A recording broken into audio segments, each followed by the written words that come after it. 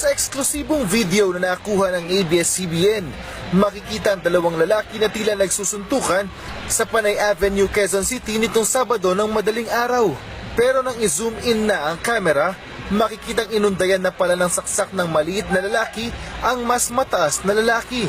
Ilang beses sinaksak ng sospek ang biktimang si James Chua sa katawan at bandang leeg bago siya tumakas. Ang naiwan ng biktima, dahan-dahang tumumba at doon na rin binawian ng buhay. Nung una, suntukan lang eh. Nung pagbaba namin, nung paglapit namin, saka lang namin nasaksak pala. Kinilala ang sospek na si Melencio Española.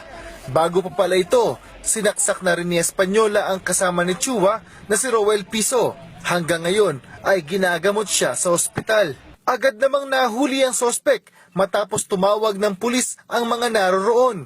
Humabol pa ang ilang residente. Mabawasan mo lang mga loko-loko rito. Pero depensa ng sospek, ginantihan lamang niya ang mga ito dahil minsan na siyang sinaktan ng mga biktima.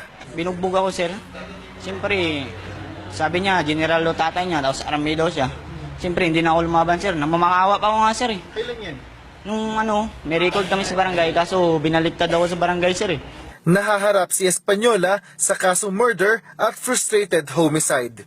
Ernie Manio, ABS-CBN News. Basta tayo'y